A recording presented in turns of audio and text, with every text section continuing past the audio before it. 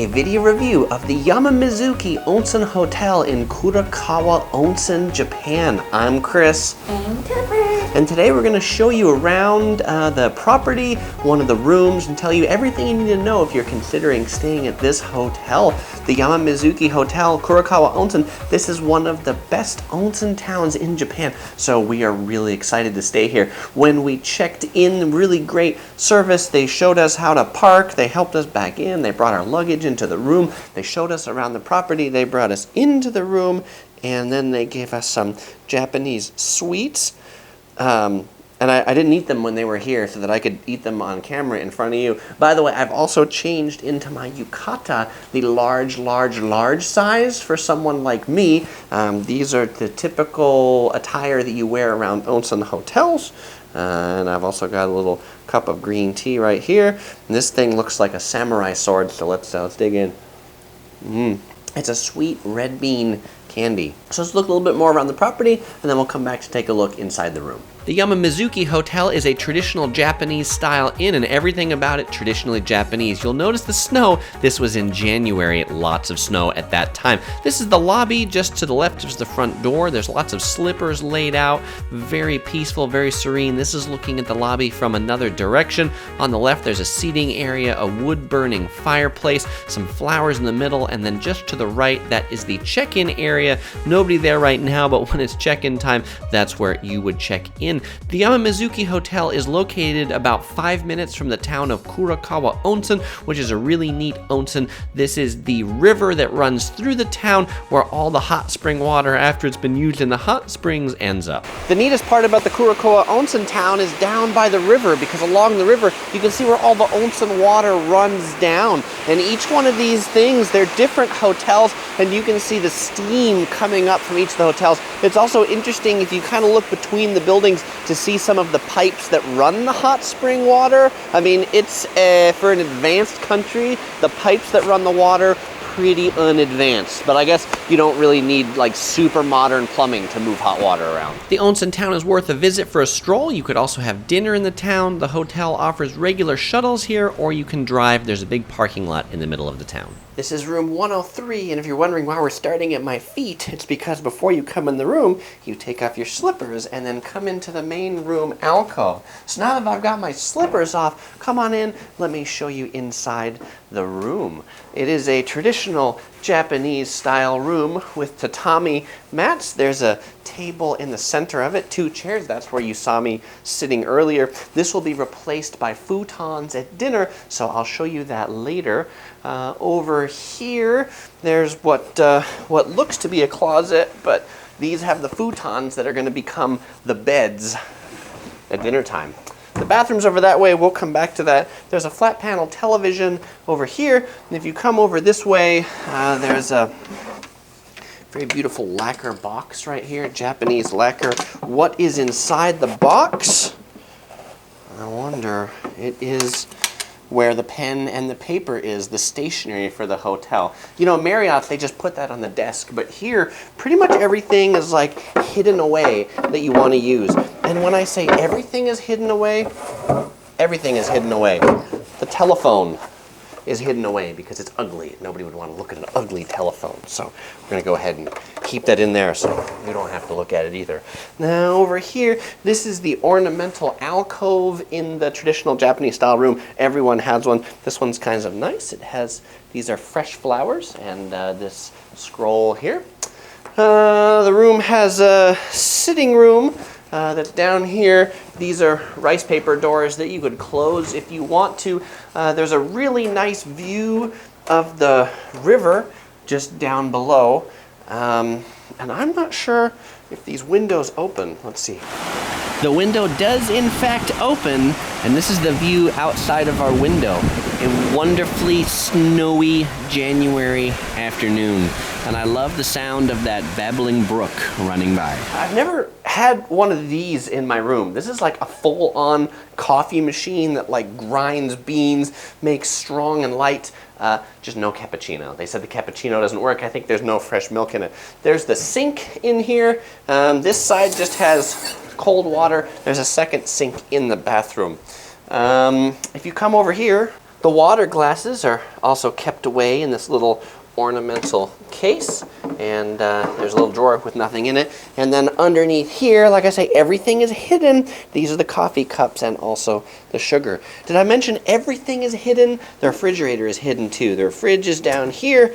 We've already bought some milk and pudding because it's famous in this area, but there's a thing for cold chilled water already in the room. They mentioned that the water out of the faucets is perfectly drinkable. All right, let's go back into the main part of the room, and there's a couple things over here. If you want to make tea, they've got a little thing for hot water to make tea down here in this electric kettle, and they've got a air purifier, trash can, interesting mirror, Kleenex, and a dish that has some green felt in it that I haven't really figured out what it's for. Maybe an ashtray, but I think it's a no smoking room. So, all right, let's go take a look at the bathroom over here. All right, inside the bathroom, it's a pretty basic, small bathroom. There's a sink. There's a box that has things like hairbrushes, razors, toothbrushes. They have wrapped cups when you want to brush your teeth. Over here is the in-room closet. The in-room closet has the basket that has the yukatas in it, these extra things to keep you warmer on top. They give you socks, the obi sash, some little bags, and of course the onsen towels to take with you to the hot spring. More on the hot spring later. And then there's this in-room safe down here which the room key operates. The final part of the bathroom over here is the part with the toilet, and I'll call your attention down to the floor. Before I come in here, I'm going to put on the bathroom slippers, because I don't want to get my socks dirty from the bathroom. And then in here, there's the Toto toilet. This one, it is one of the fancy kinds, because it's got the display up here that'll do the bidet and the wash. It flushes by pushing a button over there, and then after it flushes, the water runs on the toilet, so you can wash your hands right here. This is kind of a fancy one, though there's no towels in this room, so to dry off my hands, I have to come back here and I guess get my towel that's over there or something, or maybe like this. All right, let's check in with you, or check in with me. Let's check in at dinner, and then we'll check in and show you what the room looked like after we eat dinner, and the room ninjas have been here. Did I mention that I love these doors? I love these doors. Hey, but as promised, we just got back from dinner, and dinner was pretty good. It was like this 22-course meal. We had these fish on sticks. I mean, it was a pretty good dinner in a private room. Took about an hour and a half, but pretty enjoyable. And the room ninjas have been here. As you can see, we have the futons, 2 futons that have been made up. Nice comfy sheets, and over here on the table, there's something, and it's hiding under this napkin, because everything in this room hides. And there's a message on top that says, "We hope you had a pleasant day and that tomorrow will be better. We prepared your futon bedding while you were out so that you can rest comfortably. We wish you pleasant dreams. Yamamizuki." And so let's see what is under this napkin. Voila! It is a different tea set than was here before, because, you know, it's more exciting to have tea and have a different tea set. It's a teapot, and then, you know, everything's hiding. Did you notice that? I took off a lid, and what do I find? A second lid. And in that second lid, then, ooh, it's for like Japanese, I think, barley tea. Ohayo, Topher. Ohayo. It's the morning, and you know what time it is? It's hotel review time. It's time for us to review the hotel, and for those of you who watch our reviews frequently, you'll know we rate things on a scale of 1 to 5 Tophers. So Tophers, how many Tophers do you think this hotel gets? 4 Tophers. 4 Tofers. So we'll talk about the pros and cons as to why I got 4 Tofers, but let me tell you a little bit more about the property and the onsen because we just got out of the morning hot spring and the evening hot spring. We were in the hot spring both in the evening and the morning. And the hot spring at this hotel, it's amazing. It is one of the largest outdoor onsens that we've been to. And the onsen runs right along the river. It is truly fantastic. I will say though that you have to go to get to the outdoor onsen, to get to the changing room, you have to walk outside in the cold. In our case, it was in the snow, which was kind of cool. Actually really cool, actually really cold. So that's just sort of a thing to take into consideration. Some other things about the property, the common areas, there's kind of a small lobby. It's a sort of boutique-ish hotel. There's only about 20 rooms, 23, something like that total. The breakfast was served in these like private rooms. That was pretty nice. And the staff, I think, is really what made this hotel great. So if you're considering this hotel, you should consider it because it has an outdoor onsen, and you want an outdoor onsen. If you don't really care about an outdoor onsen, then you might be better off served by some of the hotels in the onsen town, because there you could actually walk around the little town. And so I've kind of wandered into pros and cons, but some of the other pros about this hotel, did I mention the outdoor onsen? I mean, the outdoor onsen, it was truly amazing. And the fact that it was on the river, and it was big, and it was outdoors, and it was deep, and it wasn't too busy, because the hotel only has about 20 or so rooms. You're not there with 8,000 other people in the hot water. I felt kind of like a snow monkey, and I'm sure Topher felt kind of like a snow panda. The staff was really great when we got here. The road to get here is kind of treacherous, maybe. To call it a one-lane road would be generous. It's like a half-lane road, but when we parked, they kind of like reserved a parking spot for us. We drove to the onsen town, and they had that same spot for us when we came back. They brought our luggage in. The staff speaks, at least the check-in staff speaks pretty good English. They were pretty welcoming, so the staff was great, the onsen was great.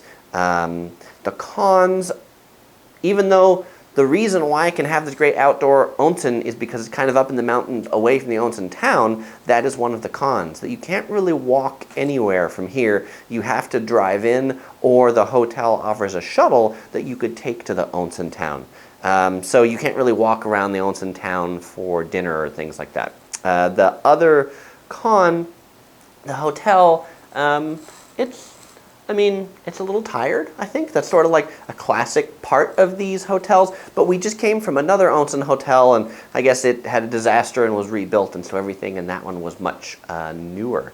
The other cons are that there's no bathroom in our room. And for a hotel that we're paying about $400 a night, and that included dinner in the onsens, we would think that we could get a shower and a bath in the room. When I say there's no bathrooms, there's a toilet and the sink that you saw in the walkthrough, but there weren't no shower, no bathtub. You have to do that in the common bath, which might be okay, but this one you also have to walk outside to get there. So if it's raining or snowing, those are things to take into account. Also, the dinner and the breakfast, the service was really great, but the food was just, it wasn't excellent. I would say it was average kaiseki dining. I mean, the traditional Japanese dining. Our breakfast, it almost took them 10 minutes to serve the breakfast because there were so many plates and things like that. But I don't know that there wasn't like any sashimi or anything like super delicious for breakfast. So the question is, would we stay at this hotel again? And should you stay at this hotel if you're coming to this part of Japan? Well, if what you're looking for is like the best outdoor onsen in Japan, then yes, you should stay here. And we'd totally stay here again for that onsen. It was amazing. If what you're looking for is an indoor onsen or just a traditional Japanese hotel experience and you don't care about the outdoor onsen, then maybe try one of the other hotels that's closer to the town. All right, thanks for watching. If this was your first time here, please click on this yellow ball to subscribe. Follow us on Facebook, Twitter, Google+, links in the description below, or watch one of these other videos. All right, thanks. Bye-bye. Bye-bye.